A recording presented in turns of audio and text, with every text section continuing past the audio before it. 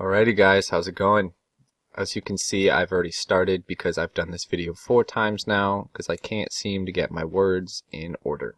I'm going to delete that, undo that, get rid of that. If you haven't already, go ahead and open up Illustrator and we're going to start a new document. I really don't care what size it is as long as it's big enough to work on. I start with a 5x5 and just zoom in so it fills my my whole entire page here. And it's just a little bit easier to work on. So what we're going to do is start off by opening, and then we're going to do essentials, reset essentials, just so we're all on the same page here. I'm going to drag my properties panel over and my little utensil bar, just because that makes my life a lot easier. You don't have to, it's just something that I prefer to do. So last video we went over the type tool, or I call it the text tool, so you'll probably hear me say that. And then I said we would rapid fire through a few of these other things. And as I say always, most of these aren't important, but I'm going to go over them just because it sort of adds another tool to your tool bag. So let's go ahead and start off with the gradient tool right here. And so what we're going to do is start off and we're going to draw a square of some odd size. And instantly we're going to have some sort of gradient. Now yours might not. I believe I was working on it earlier, so it's going to default back to what I was doing. So what I'm going to do is revert that back to white and then give a stroke of black. So here we go. I've got my square. To get to where I am right now, after you drew your square, go ahead and go to your properties panel and you're going to fill it with white and then the stroke with black. And to get into these, you just have to click. Choose white, click on my stroke, and then I'm going to choose black. Perfect. Alrighty. I'm going to make the stroke a little bit bigger on mine just so this is easier to see. So right now, moving down to the gradients panel, I'm going to select my object that I want to be working in and then click my gradients tool. So if you notice, nothing really happened to your gradients tool other than you got a few more options right down here. Now to open all of the options for the gradients tool, like usual, we're going to double click, and that's going to bring this panel up right here. We'll bring that right below. So you'll see a bunch of things. Don't really worry about it because you will get it very soon. And like always, play around with it. There's nothing wrong with being a little bit creative and doing your own thing. So what we're going to do is click on the gradient right here, and as you can see, it automatically put in the default black to white, or white to black if we're going left to right. And the first thing you notice is you got all these different shapes and this line right all the way through it. Now these are going to be sliders. These allow you to drag the colors so that they overlap or blend differently. So if you want more white, you can drag it over. And then you can also mesh it together a little cleaner with this diamond right here, and you see that it's not as harsh. So you can get more of a gray or more of a black. So I'm going to keep it right there in the middle, just because that's where I want it. And then we're going to look right down here. So if you hit this drop down arrow, you're going to get presets or other ones that you have downloaded. Over here where it says type, we're going to have a linear gradient, which is currently on our square, a radial gradient, and a freeform gradient. So if I click through these, you'll notice that this changes right up here. So a radial, or radius, is going to operate on the half of the diameter of the circle right here. And then you can also change by scrubbing these sliders around. And you can also make it bigger or smaller, depending on what you want, just by grabbing these outside panels right here. And then this little diamond for a more uniform. Lots of things you can do. Go ahead and play around with that, just see how it works for you.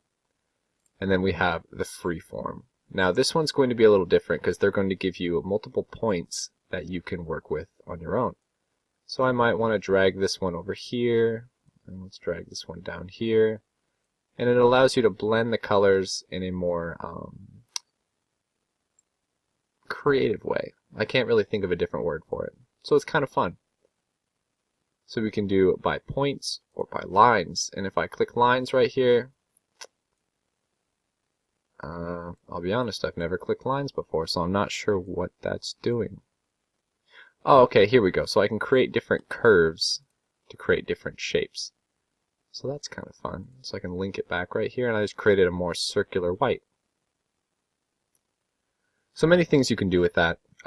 Like I said, not too important to where we're getting at, but it's a great skill to have. I'm going to go right back to type here and just move on down. So what I can do, I can change some colors down here. You'll notice this. Excuse me. And then we have angle. So I'm going to click the angle, and I can change the way that this bar right here is lined up. So what I'm going to do is go 60 degrees, and you'll see that it created a 60-degree line. And I can make it more of a diagonal mesh between the two colors. And I can assume that you would understand the rest. So we've got 180 and negative 180. Those are going to be the exact same thing. So I'm not 100% sure why it would do something like this most often. I mean, if you had kind of like a crazy shape or something like that, maybe it would change. So, I mean, go ahead and play around with it, but I'm not going to go too in-depth in trying every single one of them. So right down here, you've got a gradient slider. Now it's going to be the same thing right on here, but I believe by double-clicking on this little circle right here, you can change the colors that mesh together. So I'm going to start off by doing a yellow on this side, double-clicking on this side, and putting a green. And now we have a very nice blend of, I would call, a lemon lime. Kind of looks like something they'd put on a Sprite logo. Sort of fun. Again, change the angle. All depends on what you want. And then you have an opacity. So an opacity is basically, usually it'd be like how much light can pass through it or something like that. So if I had, let's see here, let's do 20% opacity. Is a lighter color because more of that white background can pass through there, and it's not as solid as before. So if I click on this side, and I put the opacity, say, back down to 20% too, I get this really neutral pastel colors going right back to each other. Sort of a fun option. You can also change the location of the center right down here as well.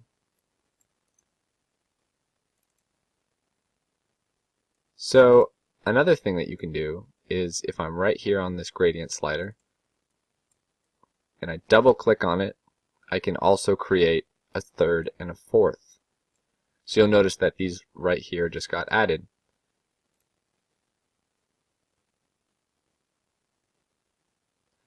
Okay, maybe that's not how you do it. I take it back. I've done this before, and that's how I've always done it, but I must be doing it wrong. So if you notice that right now, if I have my mouse right on the center where this green is, and I double click, it'll open this panel right here. So that's to get to color, but if I want a new one, I want to take it to the outer ring and drag off to the side, and that's going to create a whole new one. So that's really cool. We both learned something today. So what I'm going to do is go to this one right here, and I'm going to change my color to, let's see, this looks pretty right there. I'm going to drag that over. I'm going to change the color to a pink. And then right here, and we're going to go to a red. So if you're creating something and you want to make sort of a sunset ombre, is that the word for it? Then you can do something like that.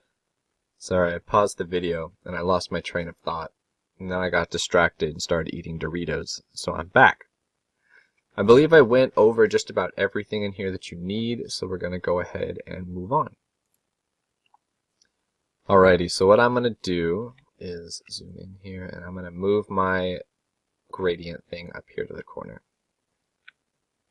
So moving down our little list here, we're going to look at the eyedropper tool.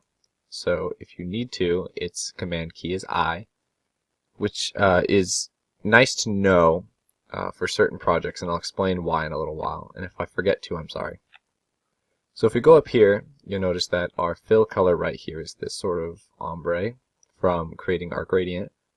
But if I go anywhere in this object right here and click, come on,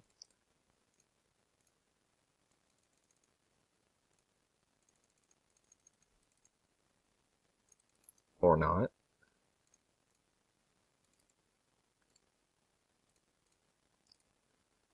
Come on.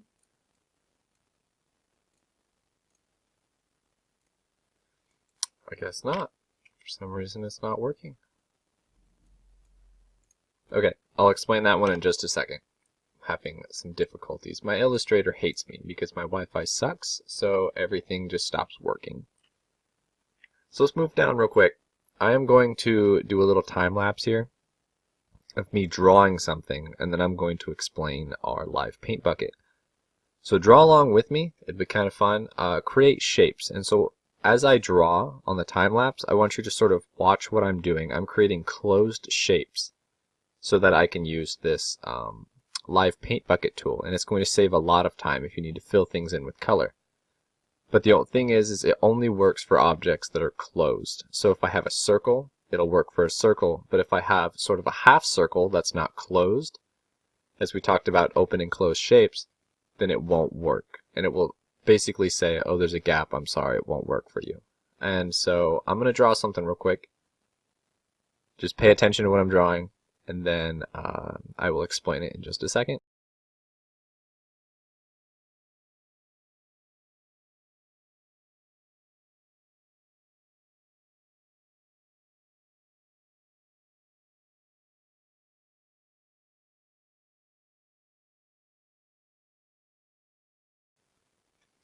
Alrighty, so here we are. I drew my awesome masterpiece that I'm sure you will all love, because I'll be honest, I can only trace things.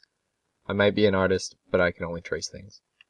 So what I'm going to do is I'm going to take my art that I just made, and you'll notice that there's a lot of closed spaces. So each of these clouds, each of these little pieces to this, the sun right here, the inside of the sun, and all these oddly deformed clouds, his face, his hat, the stripes in his shirt, and his pants and feet are all closed objects. Now, this road, for instance, it's closed from this point, and then it opens up. And you see this point right here to this point right here are not closed by any form of solid line. So they cannot be shaped. A trick would be, I'm going to show you a real quick trick here.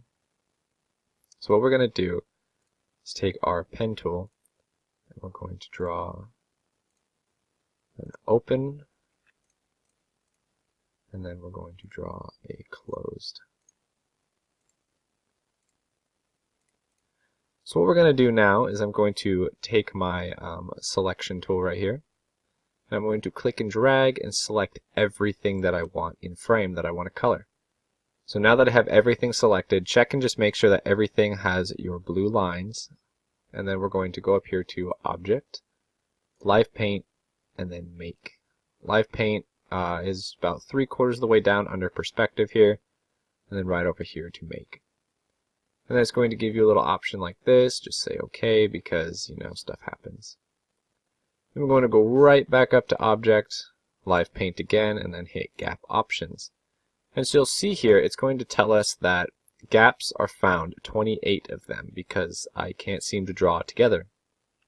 So if we zoom in, we'll notice that this is not connected, his arm is not connected, because I used a pen tool. And the pen tool basically acts as like a stroke or lines that you create, and so it's not going to connect them perfectly, and so you'll probably have to do that on your own.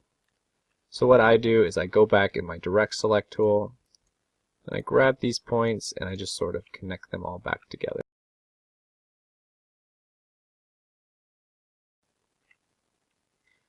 Alright, we'll call it good enough. So what I'm going to do is go back to Object, Live Paint, Gap Options, and we're just going to hit OK. After I select it, which I seem to have forgotten to do, Gap Options, and then OK. Alrighty. So what it did is tried to fill in things as best it could and said like, okay, if it's close enough, I'm going to stick it there, and we'll call it good there. So now what I'm going to do is you notice that it made the stroke a little bit smaller. I'm going to go and highlight everything and up my stroke to 2 like it was before, and it just makes it look a little bit better. So here comes the fun part. What I'm going to do is make sure that my stroke here is with the red bar through it, which means that no color is going to be active, and then just so my fill color. What I'm going to do is grab this live paint bucket. Now if you don't see the live paint bucket, I believe it should be under the shape builder tool. So if you click and hold on that, it will show up. If not, don't worry about it, or just let me know, and I can see if I can find it for you again there. Or always look it up. The internet's a beautiful place. So now that we have our live paint bucket, or K, that's another easier way. Just hit the command key K, and your live paint bucket will be selected. We're going to choose a color for his hat, and what we're going to do is choose black for now because we want to fill it in. And so you see, everything that's a closed shape I hover over is highlighted in red. And that means that these are select closed areas. So as you can see, I kind of fixed this even though it looks disconnected. So this will fill right here even though it is not a closed shape. Same thing down here. So if you notice, I didn't connect this shape together, and if I hover over it, it doesn't become red. But if I hover over this square right here, it becomes red around the outside. That is because it is a closed shape. So this is a good way to explain closed and open shapes. So what we're going to do is fill his hat just by clicking. We're going to double click on our fill again and just pick out some colors to give this guy.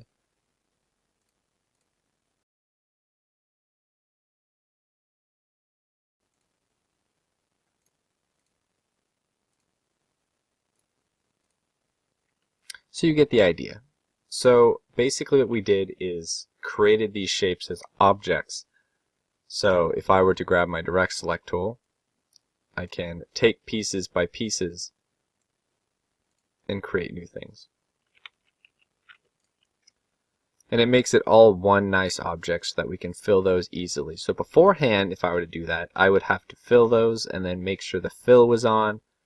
And it's a more tedious project or process that you would have to do in order to make shapes certain colors. And so things like squares are easy because then you can just fill it right afterwards. But more intense body tracings, hold on, I'll go grab an example real quick. So as you can see right here, I was messing around with someone's photo, and I basically just traced around objects created by one of their photos. And it's just a really cool way to create art out of something realistic.